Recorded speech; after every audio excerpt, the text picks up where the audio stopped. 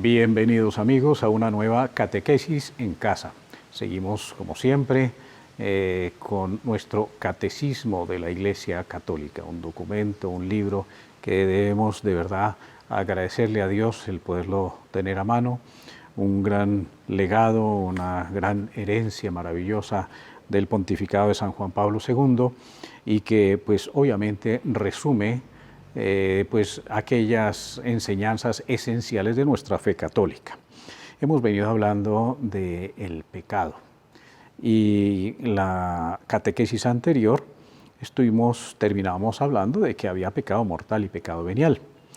Veamos entonces qué es el pecado mortal, porque con semejante nombre pues quiere decir que debemos tener mucho cuidado para evitarlo siempre. Para que un pecado sea mortal, se requieren tres condiciones.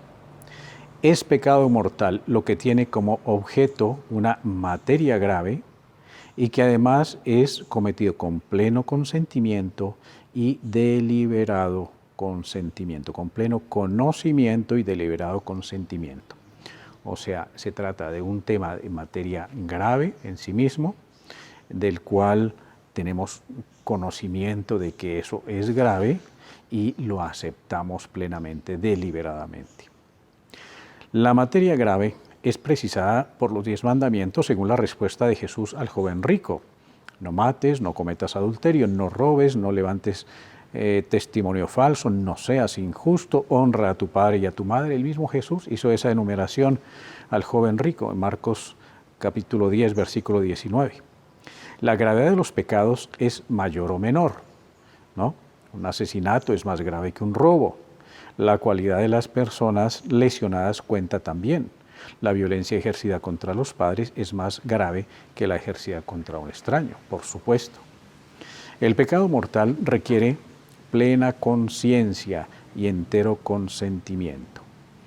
Entonces, ya dijimos que hay la gravedad puede venir pues por el hecho mismo, ¿no? Quitar la vida no es lo mismo que herir, ¿no? Pero puede ir como en el mismo camino, ¿no? El decir una pequeña mentira no es lo mismo que decir una gran mentira. Entonces hay dimensiones de las cosas, pero también el pecado mortal requiere plena conciencia y entero consentimiento, o sea que presupone el conocimiento del carácter pecaminoso del acto, saber que eso está mal, lo que se está haciendo, o lo que se pretende hacer, o el pecado, o el pensamiento que se tiene ahí en la mente, y entonces se puede rechazar inmediatamente, o se puede dejar allí y disfrutarlo maliciosamente. Y uno ya tener el conocimiento de ese carácter pecaminoso de ese acto. Implica también un consentimiento suficientemente deliberado para ser una elección personal. Entonces, se trata de un tema grave, materia grave. Reconozco y sé que eso está grave y voluntariamente acepto hacerlo. Ahí esos son los tres requisitos para cometer un pecado mortal. El pecado mortal, entonces, requiere plena conciencia y entero consentimiento. Presupone el conocimiento del carácter pecaminoso del acto, o sea, usar nuestra inteligencia. Ya nuestra inteligencia nos da a conocer de qué se trata eso que estoy pensando o haciendo o deseando o diciendo, y el conocimiento de que se opone a la ley de Dios. Entonces, voy a decir una mentira, reconozco que es mentira y además sé que Dios me dijo que no mintiera. Implica también un consentimiento suficientemente deliberado, o sea, no es porque me estén presionando, no es porque yo creí que era una cosa y era la otra, sino que yo sé exactamente qué es lo que está pasando, o qué es lo que estoy haciendo, o qué es lo que estoy queriendo. La ignorancia afectada y el endurecimiento del corazón no disminuyen, sino aumentan el carácter voluntario del pecado. ¿Qué es la ignorancia afectada? La ignorancia afectada es el típico caso de que a mí no me digan que eso es pecado, yo hago lo que quiera. Entonces diciendo, yo como que no sé mucho de esto, yo como que no quiero saber, o sea, no sé porque no he querido saber, no sé porque no me he querido informar, no sé porque no he querido orar para decirle a Dios que me aleje de esto. Entonces hay una ignorancia, un no conocer, pero afectado, o sea, querido voluntariamente. Es ignorante porque quiso ignorar ese tema. Ahí hay más gravedad, hay más culpabilidad. No es que después la persona diga, es que yo no sabía que eso era pecado, sino que sí podía haber sabido y no quiso enterarse y formarse y pues tener esa claridad en las cosas. Cuando la ignorancia es afectada, pues hace que el pecado sea pues más grave, porque es como que si ya lo estuviera preparando el terreno para pecar.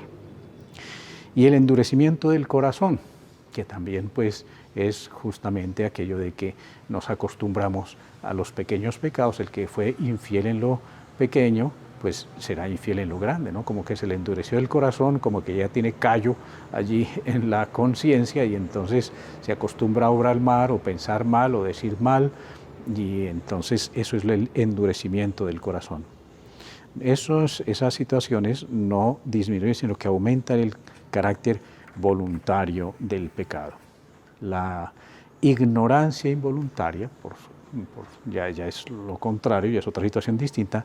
La ignorancia involuntaria sí puede disminuir, sino excusar, o sea, incluso puede llegar a excusar la imputabilidad de una falta grave, la ignorancia involuntaria. O sea, si yo no sabía algo que no estaba en mi capacidad el saber, pues entonces ahí no tengo mucha culpa.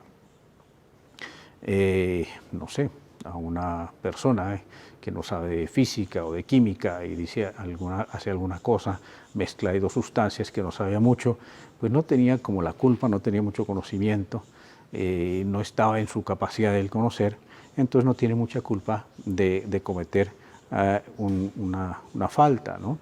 Disminuye o incluso se le puede excusar la imputabilidad, o sea, el ser culpable de esa falta grave. Pero se supone que nadie ignora los principios de la ley moral que están inscritos en la conciencia. O sea, el último, o más bien el primero de los recursos es siempre la conciencia.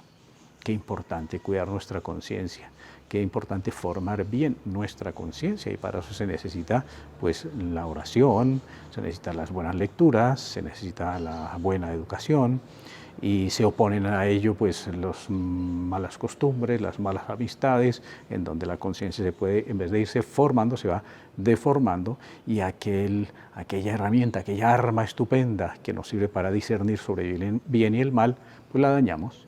Entonces, pues nos ponemos en peligro nosotros mismos. Hay que ir formando la conciencia. Los impulsos de la sensibilidad, las pasiones, pueden igualmente reducir el carácter voluntario y libre de la falta, lo mismo que las presiones exteriores o trastornos patológicos. Cuando se habla de un crimen pasional, entonces quiere decir, crimen es crimen, o sea, un pecado grave, pero pasional, o sea, que la persona como que perdió el sentido, no logró razonar porque se dejó arrastrar por las pasiones, sea pues por odio, por venganza, por lo que fuera, y entonces no razonó lo suficiente y cometió un grave pecado. Se le disminuye, tanto la ley humana como la ley divina pues nos invitan a eso, a ver que la persona era menos libre porque estaba impulsada, dominada por esta circunstancia de las pasiones, y entonces no fue totalmente libre en elegir si hacía ese mal que hizo o no lo hacía. Entonces le disminuye la culpabilidad a la persona el hecho de que sea pues llevada por ese impulso fuerte de la sensibilidad o de las pasiones que hacen reducir el carácter voluntario. La voluntad se debilita y entonces la persona pierde la libertad en su actuar. El pecado más grave es el que se comete por malicia, por elección deliberada del mal. Entonces, si fue por ignorancia, si fue por engaño, si fue por pasión, entonces de pronto, aunque haya sido un pecado grave, tiene menos culpabilidad cuando hay pues esa falta de libertad en la elección que la persona hace. Que el Señor los bendiga en el nombre del Padre, y del Hijo, y del Espíritu Santo. Amén.